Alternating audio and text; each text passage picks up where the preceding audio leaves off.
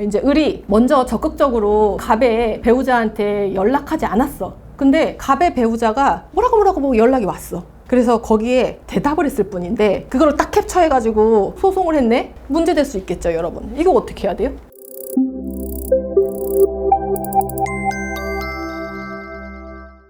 안녕하세요. 이혼 전문 박은주 변호사입니다. 오늘은요, 배우자 외도가 있었을 때 혹은 내가 유부남, 유부녀와 바람을 폈을 때, 그렇죠? 상간소송 하기 전에 합의를 하는 경우가 굉장히 많거든요. 상간과 관련된 합의서를 쓸 때 어떤 점을 좀 주의해야 된다, 제발. 예, 그렇죠? 예, 주의해야 된다. 이런 부분에 대해서 좀 살펴볼 것 같은데, 사실은 많은 분들이 이 합의서에 대해서 또 문제가 생겨서 변호사님 또 소송을 당했어요. 혹은 또 소송을 하고 싶어요 라고 하시는 분들이 있는데, 합의서가요, 단순히 두 사람이 그냥 작성해가지고 이게 법률적인 효력이 있는지 없는지 여러 가지 문구도 헷갈리고 막 이런 경우도 있지만, 심지어 변호사가 대행을 해줬는데도 문제가 생기는 경우가 굉장히 많거든요. 이게 합의서가 생각보다 까다롭습니다, 여러분. 예. 어떤 부분을 좀 체크를 하면서 작성을 해야 되는지 살펴볼게요. 기본적인 이제 상간 피해자의 입장에서는 약간 그런 것 같아요.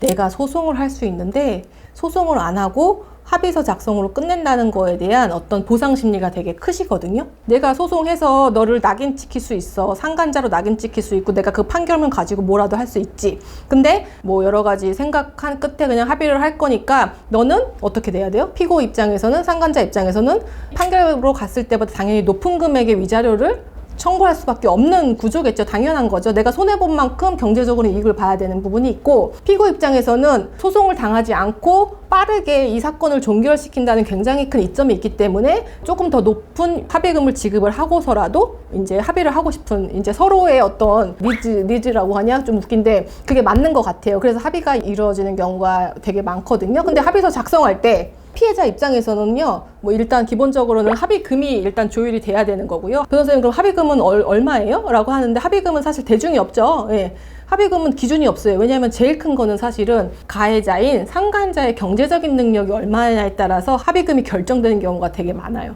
제가 봤을 때는 일반인 입장에서는요, 3천에서 5천 사이가 많이 합의가 돼요. 그 합의가 좋은 이유는 판결문이라는 건 돈만 딱 줘, 끝이에요. 근데 그 외에 이제 합의라는 거는 피해자 입장에서도 그렇고, 그 다음에 상간자 입장에서도 그렇고, 여러 가지의 조건들에 대해서 얘기를 할 수 있고, 그게 수용만 되면은 법적인 효력을 가질 수 있단 말이죠. 그래서 그게 되게 좋거든요.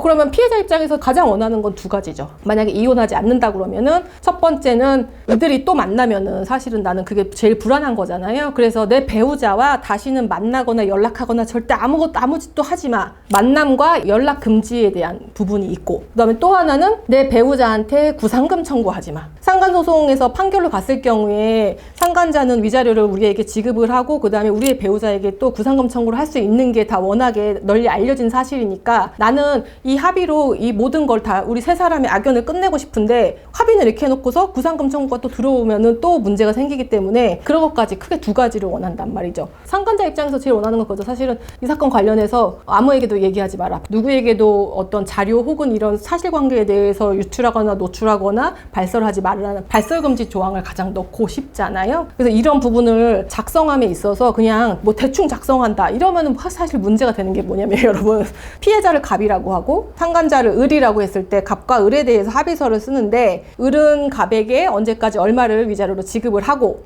을은 갑의 배우자에게 이 합의서 작성 이후에 이유 여하를 불문하고 연락, 만남을 요청하면 안 된다. 만약에 그거를 어겼을 시에 1회당 1,000만 원의 위약금을 지급한다. 이게 위약벌 조항이라고 하는 많이 널리 쓰이는 조항이거든요. 이런 부분에서 조심해야 될 게 어떤 거냐면, 여러분, 이렇게 작성해 놓으면은 항상 뭐 문제의 소지가 있는 게 뭐냐면요, 이게 사실은 해석의 문제일 수 있어요. 내 입장에서 바라보는 해석은 이렇고 제 입장에서 바라보는 해석은 이러니까 소송을 한단 말이에요. 그럼 소송에서 또 판사의 판단을 받아봐야 되는데, 판사도 사실 잘 고민되는 부분이 되게 많거든요. 어떤 거냐면은 단순히 이런 거죠. 너 향후 앞으로 누구누구한테 연락하지 마, 만남 요청하지 마, 이렇게 해야 되는데, 예를 들어서 만났어. 혹은 뭐 연락을 했어. 합의서를 작성한 이후에 1년 뒤에 만났어. 이렇게 했단 말이에요. 근데 보니까 얘네가 6개월 전에 이혼을 했어. 상간자 입장에서는 얘네가 이혼을 했기 때문에 만남이나 연락에 대해서 더 이상은 효력이 없는 거라고 생각을 해서 만난 거죠. 근데 갑의 입장에서는 아니 나 그런 거 아니었는데 내가 이혼하던 무슨 상관이야? 너는 그냥 이거가 제한이 없었어. 전제 조건이 없었단 말이야. 그래서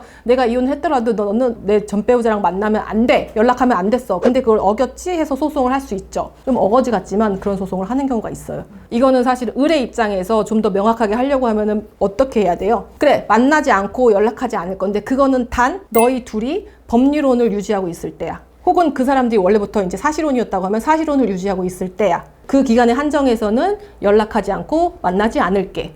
명확하게 기재해 놓는 게 좋겠죠. 나중에 추후에 분쟁이 되는 거니까. 그 다음에 또 하나는 이것도 정말 많이 문제가 되는데요. 연락이나 만남을 요청하지 않는다 이렇게 되어 있단 말이에요. 그런데 이제 이래서 이제 을이 먼저 적극적으로 갑의 배우자한테 연락하지 않았어. 근데 갑의 배우자가 뭐라고 연락이 왔어. 그래서 거기에 대답을 했을 뿐인데 그거를 딱 캡처해가지고 소송을 했네? 위약벌이라고 하면서 문제될 수 있겠죠, 여러분. 이거 어떻게 해야 돼요? 을의 입장에서는 난 연락한 적이 없어. 그냥 너의 배우자가 나한테 뭘 물어보길래 내가 그냥 답변한 것 뿐이지 내가 적극적으로 연락한 거 없어. 그러면 갑이 뭔 소리야? 그러면서 연락을 안 한다는 거에 대해서는 내 배우자가 너에게 연락을 했을 때 거기에 대응하지 않는 것까지 포함된 개념이라고 또 해석의 문제로 싸울 수 있겠죠. 이게 갑의 입장에서 좀 더 명확하게 쓰려고 하면은 이렇게 써야 되겠죠.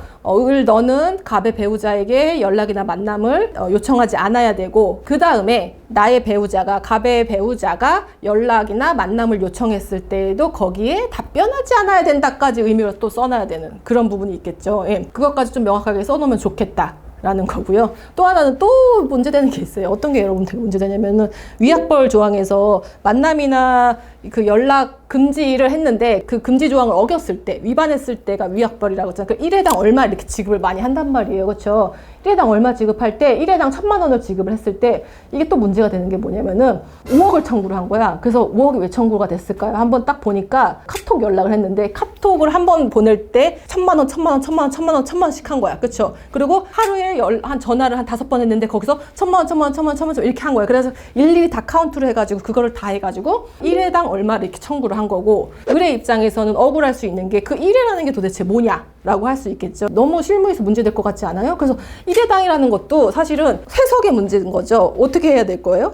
갑의 입장에서는 진짜 이렇게 뭐 하나씩 다 카운트 했으면 좋겠는 거고 을의 입장에서는 본인의 해석이지만 하루당이라고 생각할 수도 있고 그래서 그것도 명백하게 조금 명확하게 해놔야 되는 부분이 뭐냐면은 1회라는 것은 이제 제가 생각했을 때는 하루, 그렇죠? 하루에 그게 10번이 통화가 됐건 뭐 카톡을 주고받은 게 50개가 됐던 간에 그 하루 안에 벌어진 일이었다고 하면은 1회라고 카운트하는 게 뭔가 합리적이지 않을까라는 생각이 들어서 그런 부분도 사실은 체크를 해야 되는 부분이 있죠. 그래서 1회당 예를 들어서 500만 원, 1,000만 원 이런 게 아니고요. 너 한번 만났을 때 1억이야? 이렇게 할 수가 있거든요. 몇 년 사이에 그런 합의서를 많이 작성을 했어요. 너무 큰 돈이잖아요. 그럼에도 만난다? 그래서 소송을 당해. 1억, 2억짜리 소송을 당해요. 이거는 약정금 소송으로 들어가게 돼 있어요. 이게 연락하지 않기로 우리 서로 약속했는데 연락을 얘가 해버렸어, 내 배우자한테. 그래서 약속을 어겼기 때문에 약정금 소송으로 그냥 민사소송으로 그냥 들어가 버리거든요. 이게 기본적으로는 인정이 됩니다, 여러분. 물론 조정을 많이 시키거든요, 판사님들이. 상당 부분 뭐 감액을 시켜가지고 조정을 하는 경우가 있는데 그걸 확 깎고 그러진 않아요. 왜냐면은 그만큼 크게 위험부담을 얘가 감수하고 작성을 하고서 합의를 해줬는데 이게 배반적인 행동을 했기 때문에 그것도 과히 좋지는 않다라고 해가지고 그래도 굉장히 큰 금액으로 조정을 시키거나 그냥 판결로 1억, 2억을 때리기도 합니다. 실질적으로. 그렇죠? 위약에 대한 금액이 엄청나게 크면 사실 원고 입장에서는 굉장히 안정적이고 좋은 어떤 합의가 될 수 있잖아요. 어떻게 합의서를 쓰냐면요. 이건 완벽하게 이제 갑의 입장에서 되게 유리한 건데요. 이렇게 써요. 만남이나 연락 금지에 대한 의무를 부과하고 그 금지 의무를 위반했을 때